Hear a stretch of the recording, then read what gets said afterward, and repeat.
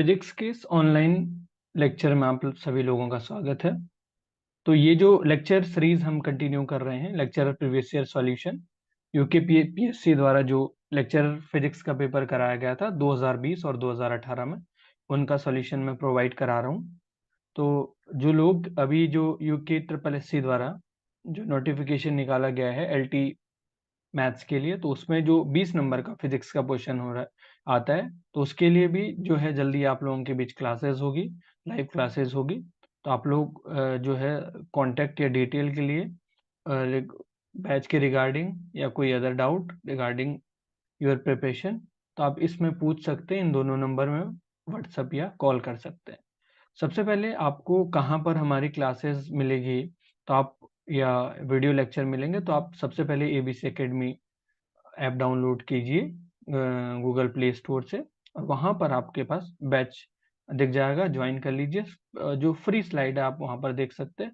साथ साथ free classes के लिए, यानी फ्री जो वीडियो लेक्चर है आपको जितने भी मैंने प्रोवाइड किए, तो उसके लिए सर्च कर सकते हैं यूट्यूब में जाके कैलाश आंगर, वहाँ पर आपको क्लासेस अवेलेबल हो जाएंगे। ठीक है, तो चलिए आज का क्वेश्चन हम कंटिन्यू करते हैं। जो लास्ट पार्ट हुआ था उससे हम आगे आज कंटिन्यू करते हैं। फर्स्ट क्वेश्चन है question number 21। Planck constant has the dimension of. जो प्लांक कांस्टेंट के पास डायमेंशन होगी वो कौन सी होगी? एनर्जी जैसी होगी, फ्रीक्वेंसी जैसी होगी, मोमेंटम या एंगुलर मोमेंटम। ये आपके पास यूकेपीएससी लेक्चरर मींस 2020 का क्वेश्चन था। तो फर्स्ट हमको पता होना चाहिए कि एनर्जी क्या होती है। Energy equal to H nu होता है। H is a Planck constant, nu is a frequency. ठीक है, ये प्लांक कांस्टेंट है, ये आवृत्ति है। अब हम यहाँ से फ्रीक्वेंसी देखते हैं, तो फ्रीक्वेंसी क्या होता है, आवृत्ति क्या होता है, 1 अपॉन टाइम पीरियड, यानी 1 अपॉन आवर्तकाल, इक्वल टू, अगर मैं इसको ऊपर लेके जाऊं तो ये कितने हो जाएगी, तो डायमेंशन ऑफ टी कितना होता है, यहाँ से देख लीजिए ऊपर चले गया तो टी इनवर्स ही होगा। तो इसका मतलब फ्रीक्वेंसी की जो डायमेंशन होगी वो कितनी होगी, ml0 और टी की पावर -1। हमेशा मैंने कहा जो पावर होती है वही आपकी डायमेंशन होती है। तो क्या है आपके पास जो फ्रीक्वेंसी की डायमेंशन, आपके पास m की पावर 0, l की पावर 0, t की पावर -1। देन हम नेक्स्ट जानते हैं, यहां से अगर h की वैल्यू निकाला जाए तो ये कितना हो जाएगा, देखिए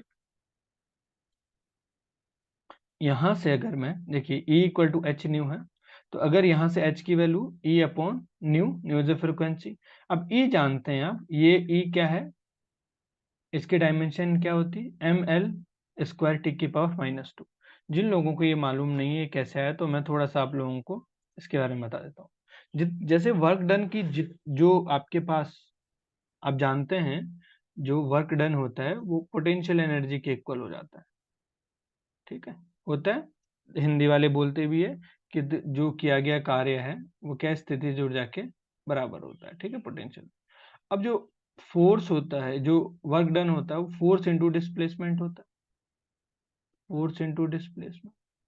तो जिनको डायमेंशन का नहीं मालूम, तो आप लोग बट डायमेंशन के लिए 3 चीज याद रखें। कौन कौन सी 3 चीज? फर्स्ट, जो लेंथ है उसको क्या लिखेंगे, एल लिखेंगे। जो टाइम है उसको टी लिखेंगे, और जो मास है उसको क्या लिखेंगे, एम लिखेंगे। अब देखो यहाँ से फोर्स की फोर्स तो आपको याद होना चाहिए।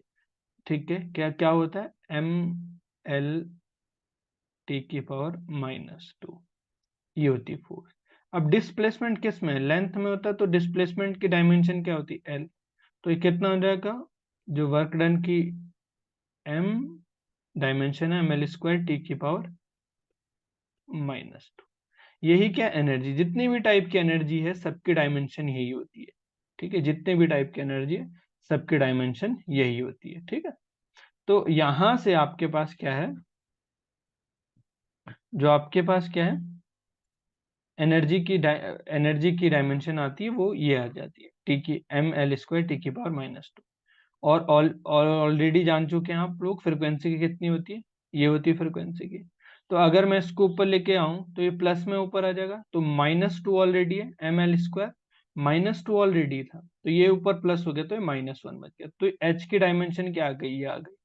ठीक है, एच की डायमेंशन क्या आ जाएगी आपके पास, ml² टी की पावर माइनस। तो दो ऑप्शन तो ऐसे भी कैंसिल हो गए। एनर्जी की डायमेंशन L² टी की पावर -2 है और H की डायमेंशन ml² टी की पावर -1 है। तो एनर्जी और फ्रिक्वेंसी की दोनों की, ये दोनों तो नहीं हो सकते, तो बचेंगे दो ऑप्शन। तो नेक्स्ट चेक करते हैं हम ऑप्शन 3, डायमेंशन ऑफ एनर्जी, तो आपको ये मालूम है। और डायमेंशन ऑफ, अब देखिए एक और चीज, वेलोसिटी की क्या होती है डायमेंशन, तो वेलोसिटी की क्या हो जाएगी, डिस्टेंस अपॉन टाइम। तो डिस्टेंस किस में है? मैंने कहा लेंथ के लिए जो डिस्टेंस वगैरह है उसके लिए एल ही लिखेंगे, टाइम के लिए क्या लिखेंगे, टी। तो कितनी हो गई डायमेंशन, एल टी की पावर -1, ये हो गया। तो ये वेलोसिटी हो गई। अब मोमेंटम जानते हैं आप क्या होता है मोमेंटम, मास इंटू वेलोसिटी। संवेग बराबर क्या होता है, द्रव्यमान इंटू वेग। तो ये एम एल इसके साथ एम मल्टीप्लाई हो जाएगा, क्योंकि वी की जो डायमेंशन है वेलोसिटी की, वो तो क्या हो जाएगा, ये आ जाएगा आपके पास। तो ये मैच कर रहा है किसी से, इससे मैच कर रहा है, नहीं मैच कर रहा है, क्योंकि यहाँ पर एक पावर है, यहाँ पर दो पावर है। तो ऑब्वियसली बात किसके किसके इक्वल होगा, ऑप्शन डी करेक्ट हो जाएगा। जब तीनों ही ऑप्शन नहीं है तो क्या हो जाएगा, डी ऑप्शन आपके पास करेक्ट हो जाएगा। क्लियर है? चलिए हम आगे के क्वेश्चन की तरफ चलते हैं। सबसे पहले विच ऑफ द फॉलोइंग, ये आपके पास which of the following statement correct about the magnitude of the unit vector. कह रहे हैं कि कौन सा ऑप्शन करेक्ट होगा एकांक जो वेक्टर है, यूनिट वेक्टर है, उसके मैग्नीट्यूड के बारे में कौन सा ऑप्शन ठीक है। इट्स हैज नो मैग्नीट्यूड, इसके पास कोई भी मैग्नीट्यूड नहीं होता है। Its magnitude is always unity, इसका मैग्नीट्यूड यूनिटी के बराबर होता है। Its magnitude is constant but not zero, इसका मैग्नीट्यूड कांस्टेंट होता है बट जीरो नहीं। और इट्स मैग्नीट्यूड इज जीरो। तो ये यूकेपीएससी लेक्चर मीन्स 2020 में आया था। चलिए हम सॉल्यूशन देखते हैं इसका। सबसे पहले तो हमको यूनिट वेक्टर के बारे में पता होना चाहिए कि यूनिट वेक्टर होता क्या है।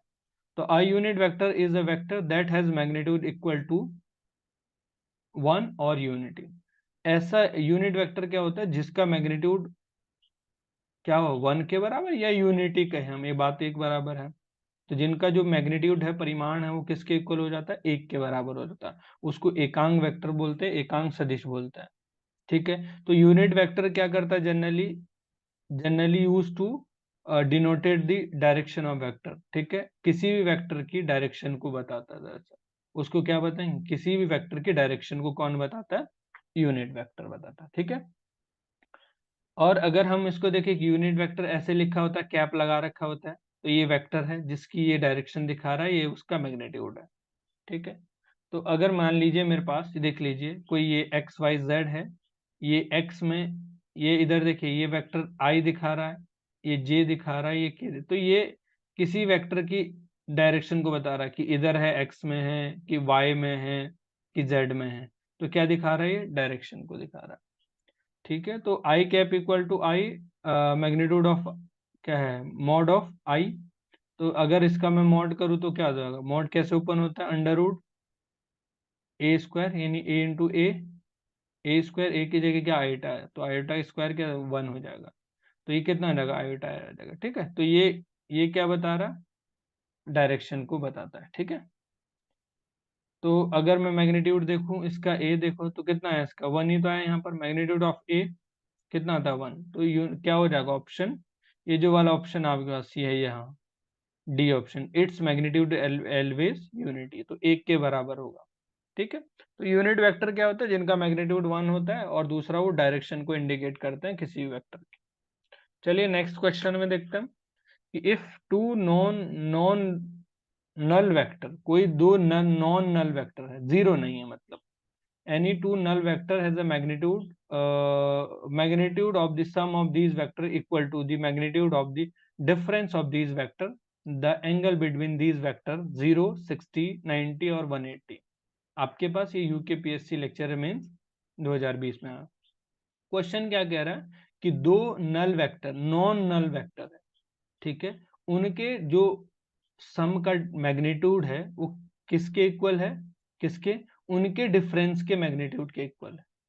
ठीक है, किसके, उनके डिफरेंस के मैग्नीट्यूड, यानी दो वेक्टर का अगर सम लिया जाए, उनका मैग्नीट्यूड किया जाए, वो किसके इक्वल है, कि दो वेक्टर है उनका डिफरेंस माइनस उनके मैग्नीट्यूड के इक्वल हो जाएगा। तो देखते हैं हम, ज्यादा समझ यहाँ पे आ जाएगा। तो गिवन जो है हमारे पास क्या है, गिवन कंडीशन ये है कि दो वेक्टर का सम किसके का मैग्नीट्यूड किसके इक्वल है, उनके डिफरेंस के मैग्नीट्यूड के इक्वल। अगर मैं इसको ओपन करूंगा तो मैग्नीट्यूड कैसे खुलता है, ए का स्क्वायर प्लस बी का square plus 2ab cos theta.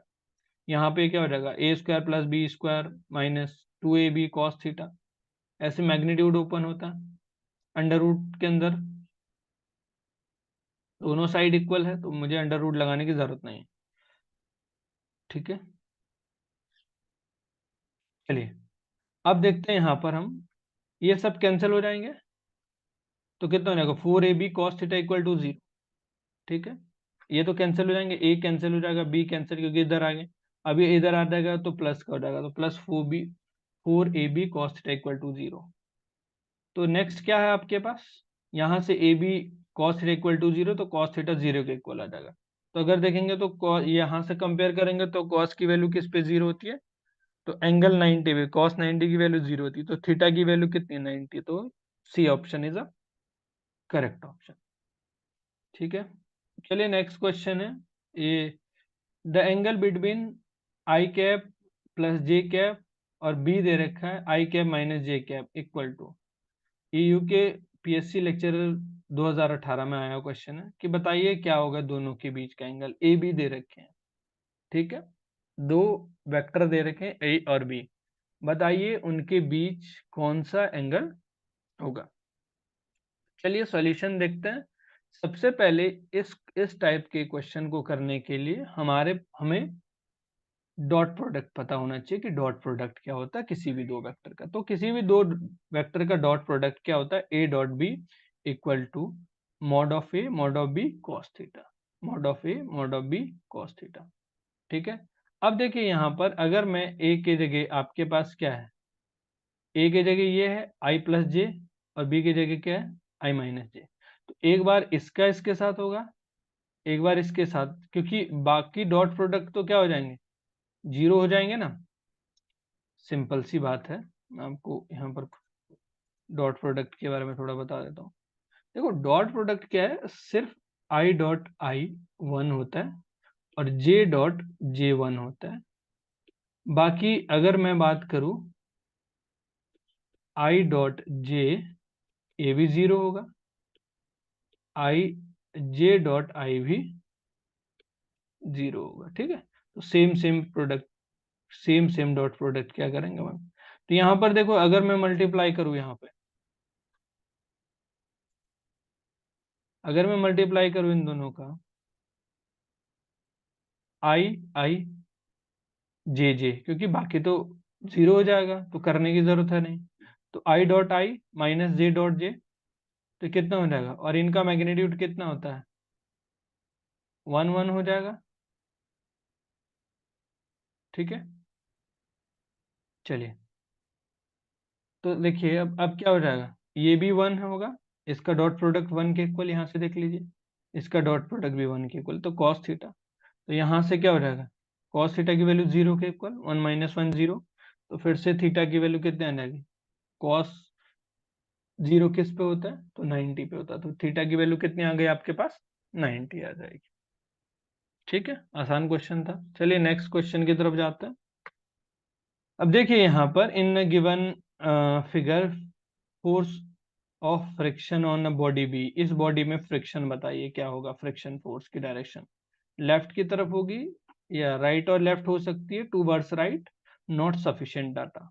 ये आपके पास यूकेपीएससी लेक्चर मेंस 2020 में आया कि दो कोई बॉक्स है, इसका नीचे स्मूथ है, ये बी इसके ऊपर रखा गया, इस ए पे फोर्स इधर की ओर लगाया जाता है, तो बताइए इस बी पर फ्रिक्शन फोर्स किधर की ओर हो, ऐसा पूछा गया क्वेश्चन। तो सबसे पहले तो हमको पता होना चाहिए कि force, when a force act on a body, अगर आपके पास कोई इस ए बॉडी में फोर्स एक्ट होता है तो जो फ्रिक्शन फोर्स लगेगा वो इसके अपोजिट लगेगा, तो जो फ्रिक्शन फोर्स होगा वो बैकवर्ड डायरेक्शन में ए बॉडी के लगेगा। ठीक है, क्योंकि every force exist in a pair, तो अगर आपके पास जो फोर्स इधर लग रहा है तो आपके पास क्या हो जाएगा, फ्रिक्शन फोर्स कहाँ लग रहा होगा, यहाँ पे लग रहा होगा। ठीक है, ये थी एक की कहानी। अब हम बी की कहानी देखते। देखो अब बी में जो फोर्स लग रहा होगा ना वो इधर की ओर लग रहा होगा। बी में जो फोर्स लग रहा होगा इधर की, क्योंकि ये देखिए ये तभी इस पे फोर्स लग रहा है, तो ये क्या इधर फ्रिक्शन फोर्स, तो फोर्स किधर हो गया बी पे, ये बी के लिए फोर्स हो गया इधर की ओर, तो फ्रिक्शन फोर्स किधर लगेगा बी के लिए, यानी friction force on body act on, कैसे होगा, जो फोर्स इधर की ओर हो गया इसका बी पे, तो फ्रिक्शन फोर्स किधर की ओर हो जाएगा, इधर की ओर हो जाएगा, क्योंकि एवरी फोर्स एग्जिस्ट इन पियर में, तो पियर में एग्जिस्ट करते हैं, क्योंकि ये इधर लग रहा है तो ये इधर लग जाएगा। ठीक है, तो इसके लिए जो फोर्स होगा वो इधर होगा, ठीक है, क्योंकि इसके लिए फ्रिक्शन फोर्स इधर है, तो इसका जो फ्रिक्शन फोर्स होगा वो इधर की उधर, तो टूवर्ड द राइट कहां पर लिखा है, towards right, B option is a correct option. ठीक है, B is a correct option. Clear है? नेक्स्ट क्वेश्चन देखते हैं। Two body of mass m1 and m2, दो बॉडी है जिनका मास m1 और m2 having same kinetic energy. क्या है? सेम काइनेटिक एनर्जी है, कि दो बॉडी है जिनका द्रव्यमान m1 और m2 है, और उनकी जो काइनेटिक एनर्जी है, गतिज ऊर्जा, वो सेम है। If p1 and p2 are their linear momentum respectively, अगर p1 और p2 क्या है, उनके लीनियर मोमेंटम, तो बताइए p1 ratio p2 will be, तो p1 और p2 क्या होंगे, p1 डॉट p2 क्या होंगे, आपसे पूछा p1 और p2 का रेशियो क्या होगा। ए ऑप्शन दे रखा है m1 upon m2, m2 ratio m1, under root m1 ratio under root m2, m1 square ratio m2 square. ये आपके पास देख सकते हैं यूकेपीएससी लेक्चर मेंस 2020 में। जिनको लास्ट क्वेश्चन समझ नहीं आया तो मैं बता देता हूँ इस पे क्या हुआ। देखो सिंपल सा बात है, इस पे देखो इधर फोर्स लग गया, इस पे friction force opposite direction, agree every force exist in pair form, तो अब इस पे फोर्स किधर हो गया, इस बी पे इधर की ओर हो गया ना, जो इस पे, तो ये फ्रिक्शन इस पे इधर की तो और तो होगा, क्योंकि इस पे जो फोर्स लग रहा होगा इधर की ओर लग रहा होगा। ठीक है, आई होप क्लियर होगा।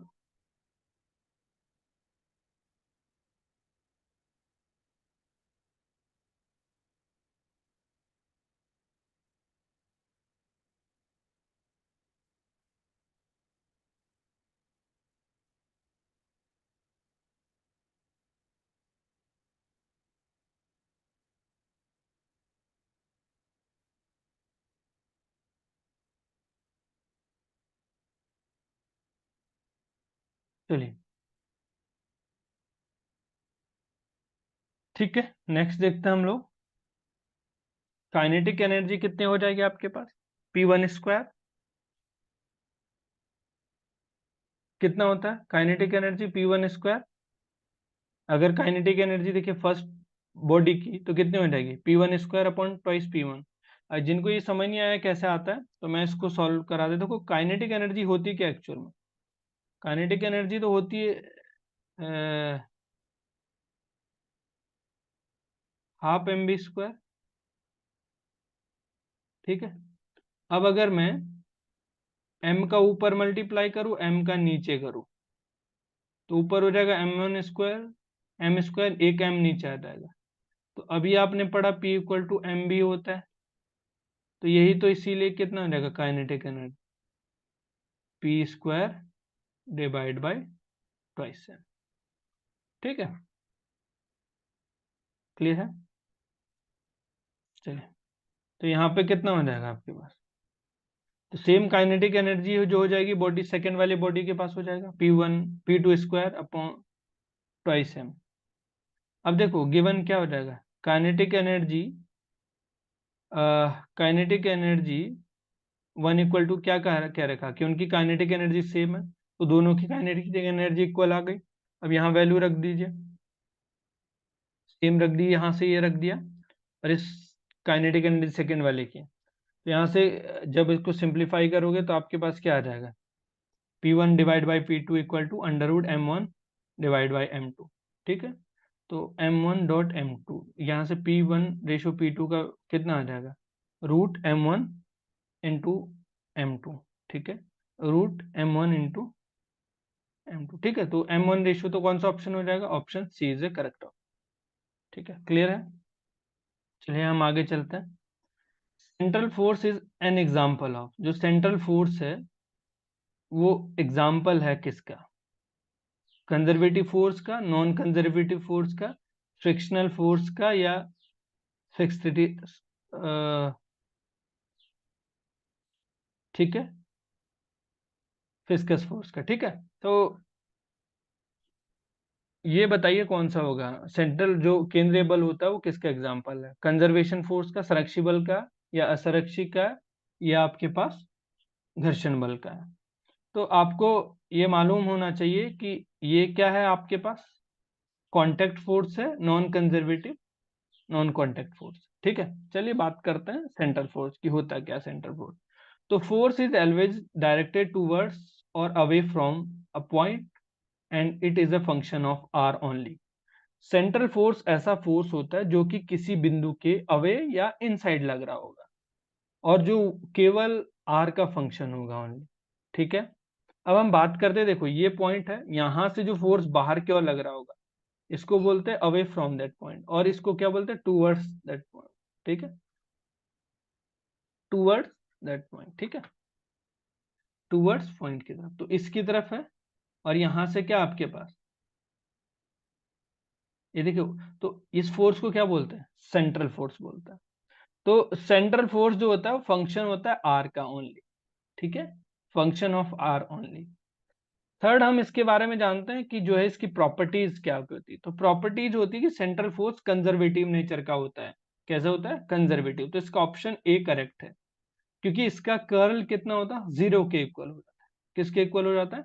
0 के इक्वल हो जाता है। सेकेंड प्रॉपर्टी की बात करते हैं, तो particle, if particle moving under the central force then the total energy of system remains conserved.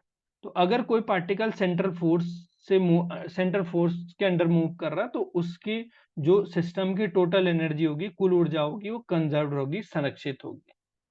ठीक है, थर्ड देखते हैं हम लोग, और एंगुलर मोमेंटम भी कंजर्व रहता है। तो अगर सेंट्रल फोर्स की बात करते हैं तो सेंट्रल फोर्स की क्या है? अगर कोई पार्टिकल सेंट्रल फोर्स से मूव कर रहा है तो उसका टोटल एनर्जी और एंगुलर मोमेंटम भी कंजर्व होगा। तो आगे के लिए ध्यान रखना, ये इंपॉर्टेंट हो सकता है कि ये टोटल एनर्जी और मोमेंटम भी कंजर्व होता है। ठीक है, तो सेंट्रल फोर्स क्लियर है, कंजर्वेटिव नेचर के होते हैं और किसी पॉइंट से या तो अवे या इनसाइड की तरफ लगते हैं, यानी अवे और इन अ पॉइंट के अवे और टूवर्ड्स द पॉइंट लगते हैं, तो उनको सेंट्रल फोर्स बोलते हैं, जो कि फंक्शन होते हैं आर के ओनली। तीसरी चीज हमको ये पता होनी चाहिए कि कंजर्वेटिव नेचर के होते हैं।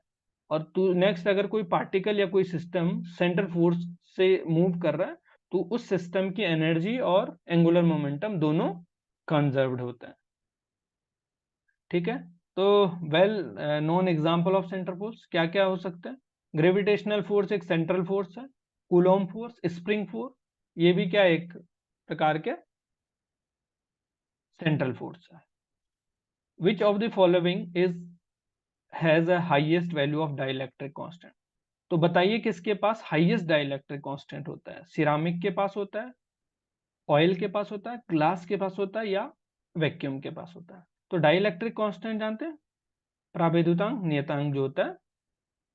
तो यूकेपीएससी लेक्चर में 2020 में आया हुआ। तो ये मैंने एक लिस्ट बनाई है, क्या क्या है आपके पास। एयर का 1 होता है डाइलेक्ट्रिक कांस्टेंट, वैक्यूम का भी 1 होता है, ग्लास का 9 होता है, और पेपर का 2 होता है, मिका का 6 होता है, और आपके पास ऑयल का 1 से 3 के बीच होता है, यानी 2.1 से 2.4 तक। सिरामिक का 7000 होता है। तो सबसे हाईएस्ट किसका है यहाँ पर? सिरामिक। सिरामिक समझते हैं, जो क्या है, आसानी से बर्न भी नहीं हो सकता। ठीक है, समझते? चीनी चीनी मिट्टी का जो ऐसा जो है, जो हाई टेम्परेचर पे भी क्या है, मेल्ट नहीं होता, तो उसको क्या है? सिरामिक। ठीक है, बहुत हाई टेम्परेचर चाहिए मेल्ट करने के लिए। तो जैसे जहां पर भट्टियों वगैरह में जो है, तो सिरामिक यूज किया जाता है। ठीक है, जहां पर वो। चलिए बताइए, नेक्स्ट क्वेश्चन है, the relation between pressure of the gas and its total translation kinetic energy E. Total translation kinetic energy दे रखी ई। बताइए कि कौन सा the molecules per unit volume, जो translation kinetic energy of E of the molecules per unit volume. तो बताइए P और ई में कौन सा रिलेशन होगा।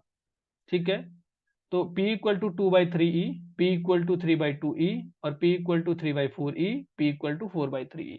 यूकेपीएससी लेक्चर मेंस 2020 में। हिंदी में भी देख लेते हैं कि जो प्रेशर और जो काइनेटिक एनर्जी पर यूनिट वॉल्यूम, वो रिलेशन बताइए। ठीक है, तो सॉल्यूशन देखते हैं। हमको ये फॉर्मूला ध्यान रखना, P equal to S/D U/V, ये है ट्रांसलेशन काइनेटिक एनर्जी। ठीक है, तो ये क्या है, जो एनर्जी है, क्या है, मीन एनर्जी है पर यूनिट वॉल्यूम। ठीक है, तो इसको ई बोला है इन्होंने। तो मैं नेक्स्ट देख लेता हूँ, इसको ई बोला क्योंकि ई इक्वल टू क्या हो जाए, U/V, यानी एनर्जी पर यूनिट वॉल्यूम, इसको क्या बोला। ठीक है, ई बोला गया। ठीक है, एनर्जी पर यूनिट वॉल्यूम। अब S/D की बात करते हैं। तो S होता है 1 की होती है S के लिए वैल्यू, अगर मासलेस पार्टिकल है, रिलेटिविस्टिक कोई चीज है, रिलेटिविस्ट पार्टिकल है, तो उसके लिए S की वैल्यू 1 होती है, यानी मास लेस कोई पार्टिकल है, जैसे कि फोटोन हो गया आपके पास। ठीक है, तो फोटोन के लिए S की वैल्यू 1 हो गई। अब बात करते हैं S इक्वल टू 2, यानी नॉन रिलेटिविस्टिक, इलेक्ट्रॉन की बात कर लेते हैं। तो या फिर हम किसकी बात कर लें, गैस के लिए बात कर ले, जैसे यहाँ गैस बोला गया, तो गैस के लिए भी S की वैल्यू 2 होगी, क्योंकि मास ही पार्टिकल है, कहीं ना कहीं उनके पास भी मास है। और डी इज अ डायमेंशन, तो 3 डायमेंशन है, गैस है तो 3 डायमेंशन है, तो एस की वैल्यू 2 रख दी, डी की वैल्यू 3 रख दी, ई ऑलरेडी था, तो पी इक्वल टू एस। तो ऐसा कोई ऑप्शन है, ए ऑप्शन करेक्ट है। ठीक, नेक्स्ट क्वेश्चन है, the position of the particle moving on a straight line path is given by. कोई जो है पार्टिकल है, वो मूव कर रहा है स्ट्रेट लाइन पाथ में, X equal to 12 plus 18t plus 9t², it its acceleration at t equal to 2 second. ठीक है, तो the position of the particle moving in straight line, X, कोई स्ट्रेट लाइन में कोई पार्टिकल मूव कर रहा है। ठीक है, उसकी पोजीशन ये है, दे रखी एक्स की वैल्यू। इसका एक्सेलरेशन बताइए टी इक्वल टू 2 सेकेंड में, तो सबसे हो जाएगा, यूकेपीएससी लेक्चर मीन्स 2020 में आया था। मैं डायरेक्ट सॉल्यूशन करवा देता हूँ। वेलोसिटी इक्वल टू क्या होता है, displacement upon time, del X by del T. X की वैल्यू दे रखी है, डिफरेंशिएट करेंगे, ये सब भी कर लेंगे लगभग, मैंने एक पॉइंट कर रखे हैं। तो ये कांस्टेंट का डिफरेंशिएशन 0, इसका 8 हो ये 8, ये 18 है यहाँ पे, सॉरी ये 8 गलती से हो गया, 18 है, प्लस ये डिफरेंशिएशन 9, कितना हो जाएगा 18t, तो 18 अगर कॉमन लूंगा तो t प्लस 1 आ जाएगा। और then acceleration will be a equal to D V by D T, तो del by del T, T 18 plus T, तो कितना हो जाएगा 18 मीटर सेकेंड, कितना हो जाएगा आपके पास 18 मीटर पर सेकंड स्क्वायर, तो कंजप्शन हो जाएगा सी ऑप्शन। ये सबको आ जाता है, तो मैंने थोड़ी फास्टली करा दिया था। ठीक है, चलिए, a solid sphere, next question है, a solid sphere ball roll on a table, the ratio of translation and rotational kinetic energy will be. कोई सॉलिड स्फीयर जो है, एक सॉलिड स्फीयर बॉल है, वो रोल कर रही है किसी टेबल पे। ठीक है, कोई टेबल है उस पर रोल कर रही है। ठीक है, सॉलिड स्फीयर, एक ठोस जो है गोला है, गोले की बॉल है, वो किसी टेबल पर रोल कर रही है। The ratio of translation and rotational kinetic energy, तो बताइए ट्रांसलेशन और रोटेशनल एनर्जी, काइनेटिक एनर्जी का रेशियो क्या होगा। ठीक है, ये यूकेपीएससी 2020 में आया था। ठीक है, चलिए, तो सबसे पहले ट्रांसलेशन काइनेटिक एनर्जी की बात करते हैं। तो kinetic energy half M B square, तो अगर मैं इसको ऐसे लिख दूं, रोटेशनल काइनेटिक एनर्जी कितनी होती है, half I omega square. I is a moment of inertia. ठीक है, I is a moment of inertia. ठीक है, जिनको नहीं समझ आया तो मैं बता देता हूं कि ये कैसे आया।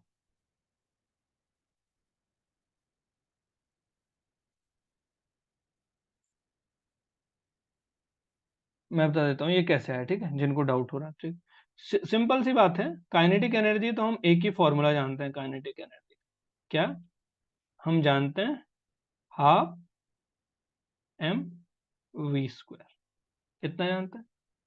अगर देखिए, अब एक चीज जानिए आप, v इक्वल टू होता है R omega in case of circular, circular के केस में, ठीक है। अब अगर मैं यहां पर रख दूं हाफ एम, ऑलरेडी इसकी जगह क्या रख दूं, R square omega square. Circular के केस, रोटेशन तो सर्कुलर ही होगा, रोटेशन क्या होगा, ऐसे ही तो रोटेशन होगा, ठीक है। तो ये क्या होता है, moment of inertia I equal to कितना होता है, M B square, sorry M R square. तो ये कितना हो जाएगा यहाँ पर, हाफ आई ओमेगा स्क्वायर, ठीक है। कोई डाउट तो नहीं है, आई होप क्लियर होगा। अब देखो moment of inertia around a sphere, ठीक है। तो जो इनर्शिया होगा अराउंड कितना होगा, ये आपको ध्यान रखना पड़ेगा। जब मोमेंट ऑफ इनर्शिया पढ़ाऊंगा तो आपको मैं ये बता दूंगा। 2/5 इन case of the solid, sphere के केस में कितना होगा, 2/5 एम आर स्क्वायर, ठीक है। अब देखो नेक्स्ट क्या हो जाएगा, अगर मैं यहाँ पर इसको रख दूं, आई की वैल्यू रख दूं यहाँ पर, तो कितना आ रहा होगा, ये वैल्यू रख दी आई की वैल्यू यहाँ से, तो कितना बन जाएगा, ये 1/2 तो बाहर है, आई की वैल्यू ये है ओमेगा स्क्वायर, तो कितना 1/5 एम आर स्क्वायर ओमेगा, ठीक है। तो के टी इक्वल टू कितना, divide by K R, so 1/2 M V square, तो half M R square omega square 1/2, ठीक है। दोनों को देखिए डिवाइड करेंगे कैंसिल होगा, तो 2/5, क्योंकि देखो यहाँ पर क्या यूज करोगे, v equal to R omega जो हमने यहाँ यूज किया, तो इस v की जगह रख सकते हैं हम आर ओमेगा, तो कैंसिल हो गया, तो 2/5 आ जाएगा आपके पास, 5/2 इज ए करेक्ट आंसर। तो कौन सा ऑप्शन हो जाएगा, बी ऑप्शन। कोई डाउट है, आसान है, देखो इस बात को ध्यान रखो यहाँ पर।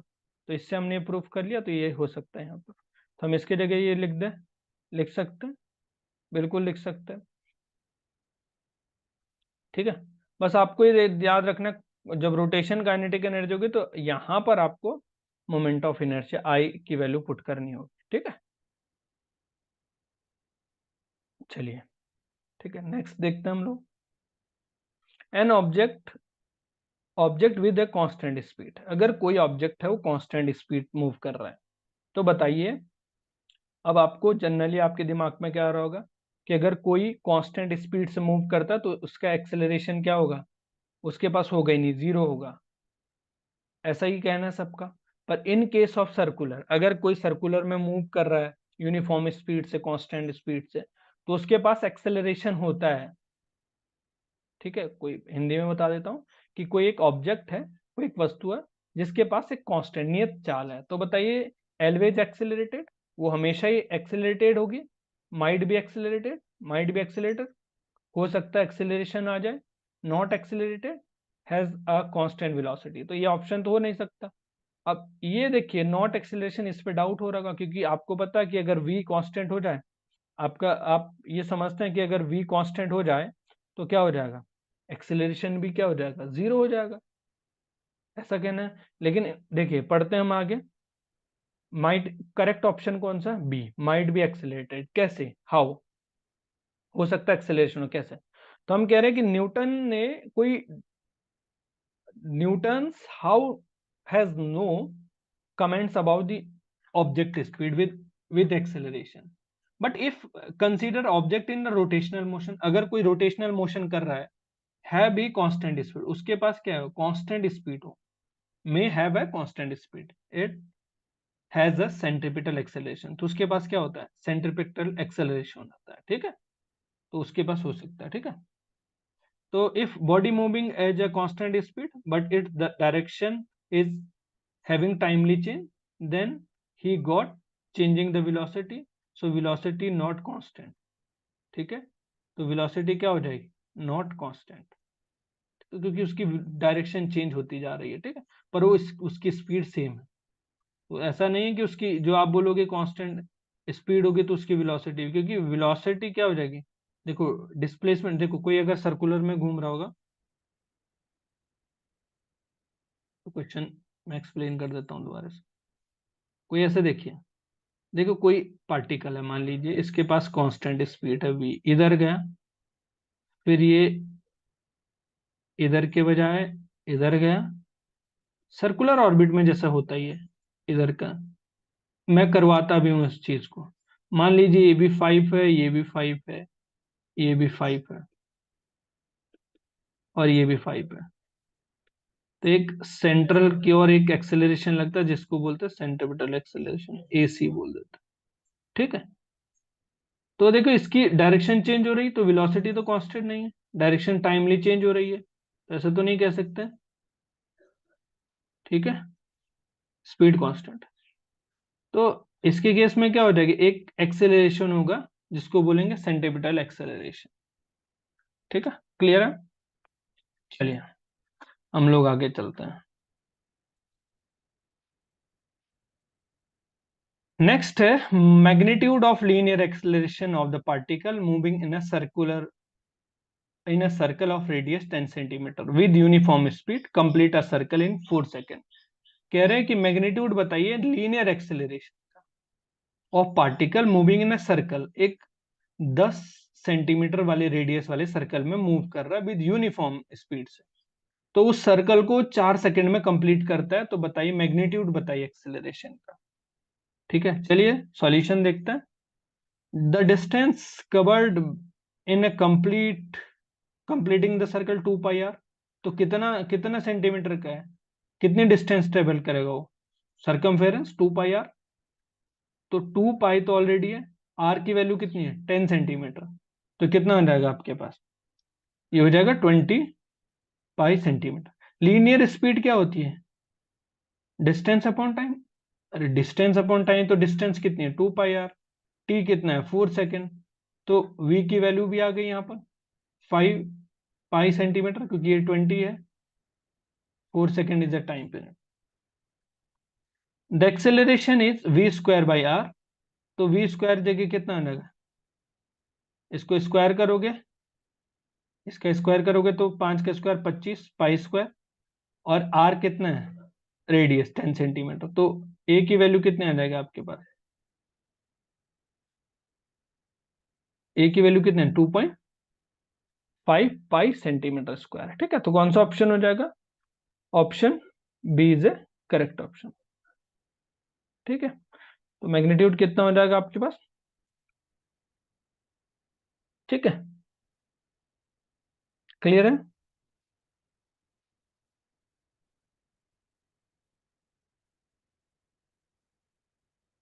आई होप क्लियर होगा।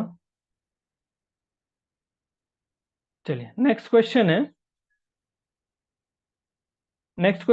N emit electron gun emit 3 × 10⁶ electron per second. कोई एक इलेक्ट्रॉन गन है जो कि कितने इलेक्ट्रॉन एमिट करती है पर सेकेंड में, 3 × 10⁶, they will be make a current, वो कितनी करंट बनाएगा। ऑप्शन आप देख सकते हैं, ए ऑप्शन ये, बी है, सी है, एंड डी ऑप्शन है। कौन सा, ये यूकेपीएससी लेक्चर में 2020 में आया था। सॉल्यूशन देखते हैं। इलेक्ट्रिक करंट क्या होता है पहले, charge upon time, I = Q/T, सबको मालूम है।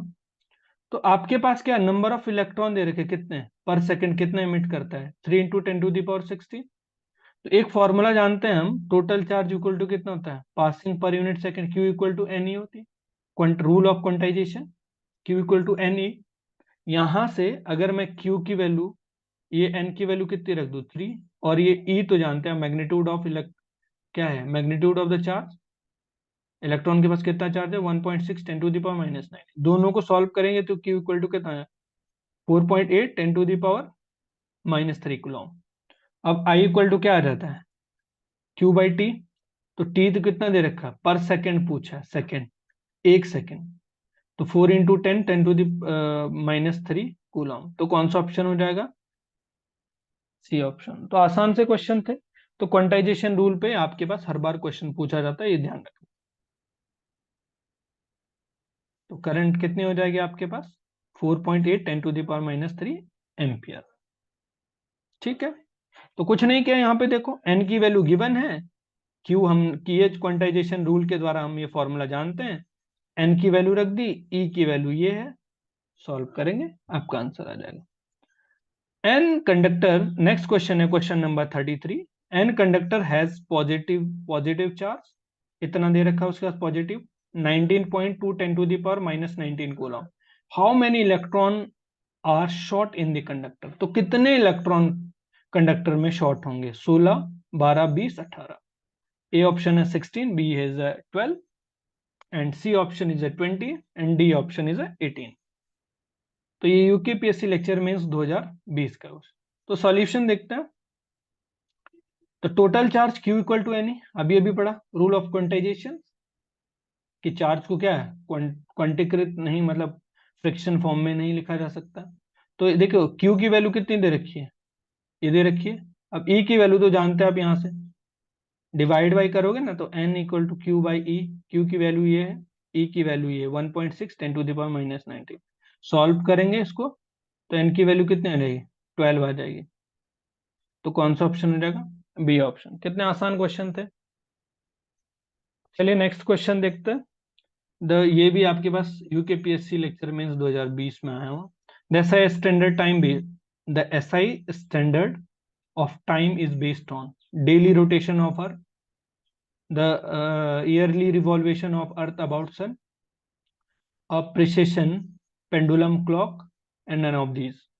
ठीक है, तो देखोगे आप इसके बारे में अगर थोड़ा सर्च करोगे तो ये डेली रोटेशन ऑफ अर्थ पे तो नहीं था कभी, और आपके पास 9 जो एसआई बेस जो टाइम बेस जो था स्टैंडर्ड टाइम जोन आपके पास जो है वो किस पे है, वो सीजियम 138 एटम पे है, सीजियम क्लॉक पे दरअसल बेसिकली, जो कि सी लेवल पे है। तो आप जानते हैं सीजियम क्लॉक जो है, जो स्टैंडर्ड टाइम जोन होता है, वो एनपीएल दिल्ली में जो है एक क्लॉक है जिससे कि हमारा पूरा टाइम सेट होता है उसके अकॉर्डिंग।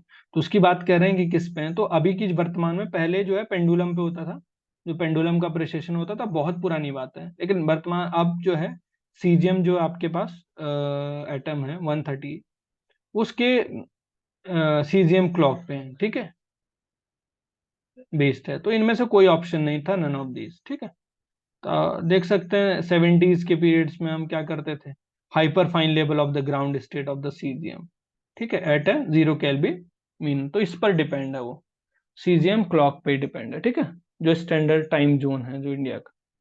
ठीक है, तो एनपीएल दिल्ली में है जो आपके पास स्टैंडर्ड क्लॉक टाइम है। ठीक है, बाकी आप इसके बारे में और गूगल कर सकते हैं। ठीक है, तो इनमें से कोई भी ऑप्शन नहीं। तो नेक्स्ट क्वेश्चन पे आते हैं कि according to law of equipartition of energy, the average kinetic energy per molecules associated with each degree of freedom। तो इस क्वेश्चन को मैं बार बार कहता था कि इको पार्टीशन थ्योरम क्या कहती है, 3/2 केटी होगा या 5/2 केटी होगा या 1/2 केटी होगा या केटी होगा, यूकेपीएससी लेक्चर मीन्स 2020 में। तो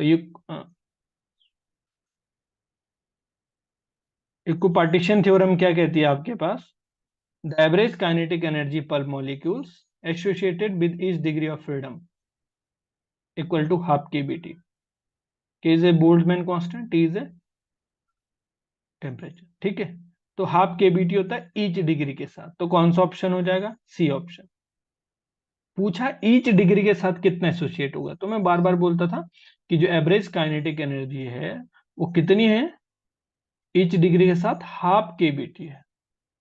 और अगर वो रिलेटिविस्टिक है, ये नॉन रिलेटिविस्टिक पार्टिकल की बात, अगर कोई रिलेटिविस्टिक है तो उसके साथ हाफ हटके केबीटी होता है। इसको भी कभी नोट कर लीजिए फ्यूचर के लिए। ठीक है, क्लियर है इतना। तो कौन सा ऑप्शन है इसमें, सी ऑप्शन है। चलिए नेक्स्ट क्वेश्चन है, the law gas law P B by T equal to constant is true for, किसके लिए ट्रू है, आइसोथर्मल चेंज के लिए, एडियाबेटिक चेंज के लिए, both isothermal and adiabatic, none of these. UKPSC lecture mains 2020। अब isothermal का मतलब क्या होता है, टी इज ए कांस्टेंट, तो ऐसा तो है नहीं यहाँ पर। एडियाबेटिक के लिए क्या है, एडियाबेटिक क्या होता है, क्यू इज ए कांस्टेंट, है ऐसा कुछ यहाँ पर? नहीं, ये तो already PV equal to NRT होता है ना।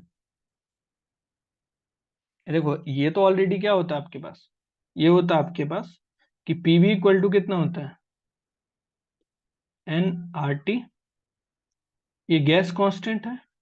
अगर नंबर एन की वैल्यू 1 कहूं मैं, 1 मोल के लिए कहूं, तो पीवी इक्वल टू कितना होता है, आर टी। तो ये PV upon R T R के इक्वल हो गया। तो आर तो यूनिवर्सल गैस कांस्टेंट है, तो ये तो सबके लिए कांस्टेंट है ना, तो ये तो सबके लिए होल्ड करेगा ना, इसके लिए भी होल्ड करेगा, इसके लिए भी होल्ड करेगा, क्योंकि आइसोथर्मल में क्या होता है, टी कांस्टेंट होता है, एडियाबेटिक में क्या होता है, क्यू कांस्टेंट होता है। ठीक है, चलिए। तो कांस्टेंट कांस्टेंट टेम्परेचर इज क्या है, कांस्टेंट टेम्परेचर, तो पीवी इक्वल टू कांस्टेंट होता है, तो ये इसको तो बॉयल्स लॉ बोलते हैं। अगर टी कांस्टेंट होता तो बॉयल्स लॉ बन जाता, और अगर प्रेशर कांस्टेंट होता तो क्या बोलता है, चार्ल्स लॉ बन जाता। तो ऐसा तो कुछ नहीं। तो ये किसके लिए है, ये दोनों के लिए, इसके लिए भी एप्लीकेबल है, इसके लिए भी एप्लीकेबल है। ठीक है, क्योंकि ये तो देखो सबके लिए होल्ड करता है, आइडियल गैस इक्वेशन है ये तो। देखो यहाँ पर, तो कौन सा ऑप्शन हो जाएगा, ऑप्शन नंबर थर्ड सही हो जाएगा। नेक्स्ट क्वेश्चन है, the mean square speed of molecules of gas at absolute temperature T is proportional to. जो mean square, root mean square नहीं बोला, मीन स्क्वायर स्पीड बोला है, तो किसी गैस मॉलिक्यूल्स की वो टेम्परेचर के साथ कैसे वेरी कर रहेगा या कैसे प्रोपोर्शनलिटी होगा। तो ये भी यूकेपीएससी मेंस 2020 में आया हुआ। चलिए अब देखते हैं, the mean square speed of molecules is nothing but is a square of RMS value, या root mean square speed of molecules. Root mean square value का स्क्वायर कर दो तो वो स्क्वायर मीन स्क्वायर स्पीड आ जाएगी। तो अब हमको पता है कि वी आर एम एस क्या होता है, √3/KTM। जिनको याद नहीं है, मैंने एक फॉर्मूला पढ़ाता था, क्या पढ़ाता था, चलिए इसको देख लेते हैं फिर बताता हूँ मैं आपको। ये कितना होता है आरएमएस की वैल्यू, अभी बता देंगे। ठीक है, आरएमएस की वैल्यू कितनी होती है, √3 KT/M। और अगर यहाँ से देखो इसका स्क्वायर कर दूं मैं, तो इधर आ जाएगा 3 KT/M। यहाँ से मतलब टेम्परेचर के साथ कैसा प्रोपोर्शनलिटी हो, V² = T। तो कौन सा ऑप्शन है, बी ऑप्शन करेक्ट है। मैं समझाता हूँ कैसे याद करना है। ठीक है, तो यहां पर आपके पास क्वेश्चन में रूट मीन नहीं पूछा था, रूट मीन स्पीड तो ये होती है, ये ऑप्शन होना चाहिए था, लेकिन आपसे पूछा है mean square speed. Mean square कुछ नहीं होता है, mean square speed of molecules is nothing but is square of RMS value. इसका स्क्वायर कर दो तो आरएमएस वैल्यू का square is square mean square speed. RMS value का स्क्वायर कर दो ना, रूट मीन स्क्वायर का स्क्वायर कर दो, तो मीन स्क्वायर स्पीड आ जाएगी। ठीक है, तो लिखा भी है मैंने। तो अगर रूट मीन स्क्वायर वैल्यू इसके आगे रूट लिखा होता तब तो ऑप्शन ये होना था, लेकिन उसका स्क्वायर बोला है, रूट नहीं, तो कितना हो जाएगा, टी हो जाएगा। अब मैं समझाता हूँ कैसे याद रखोगे आप इनको। देखो एक चीज याद रखो, राम याद रख सकते हैं आप लोग,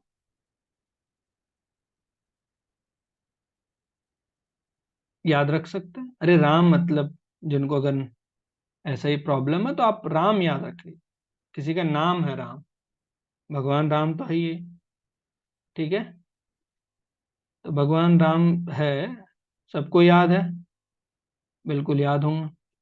अब देखो राम के क्या है आपके पास, राम में आर सबसे बड़ा है, फिर उसके बाद ए आता है, फिर एम आता है, ऐसा याद रखें। आर मतलब ध्यान रखें कि ये है VRMS, रूट मीन। फिर कौन सी है, ए से क्या आता है, एवरेज आता है। ठीक है, फिर आता है मीन। अब देखो सबसे बड़ा तो आप रखोगे याद √3, फिर रखोगे याद, एक बार करोगे तो ये हो जाएगा,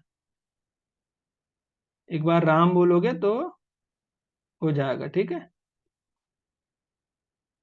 तो ये कितना आपके पास 2 √2। तो देखो ये बड़ा है सबसे, फिर ये अगर आप वैल्यू वाइज भी देखोगे, न्यूमेरिकल वैल्यू वाइज, तो ये सबसे लास्ट आ रहा हो। अब क्या करो, सबको इनके नीचे लेके आ जाओ। √ मैंने इसके नीचे लाया, और v एवरेज डिवाइड बाय √8/π, और फिर यहाँ पर कितना, v मोस्ट प्रोबेबल, ये एवरेज है, मोस्ट प्रोबेबल है √2, और यहाँ पे क्या आ जाएगा, √KT/m। अब कौन सी वैल्यू चाहिए आपको, जो भी वैल्यू चाहिए। अब मेरे को चाहिए VRMS, तो क्या कर दूंगा, VRMS देखो किसके इक्वल रख दूंगा, KT/m।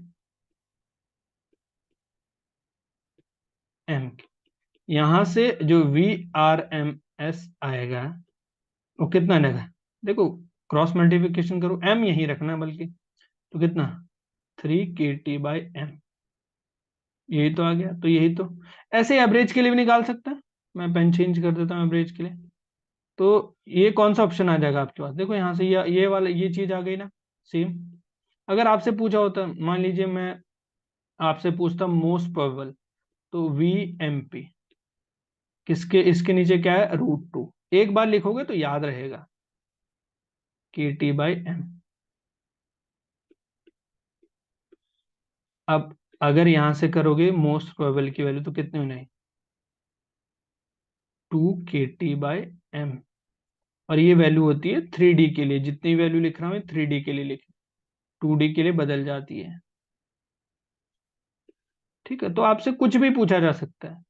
तो इस बार आपसे पूछा, मैं क्लास में भी यही बताता था, कौन सा ऑप्शन हो जाएगा correct, correct option A option हो जाएगा। ठीक है, तो अगर मोस्ट प्रोबेबल पूछा जाएगा आपसे, तो आपके पास ये ऑप्शन होगा। तो ऐसे निकाल सकते हैं, तो इसको, ये बहुत इंपॉर्टेंट है, ध्यान रखोगे आप लोग। ठीक है, ऐसे याद रख लोगे, एक बार लिखोगे तो याद रह जाएगा ये। ठीक है, चलिए नेक्स्ट क्वेश्चन की तरफ चलते हैं हम।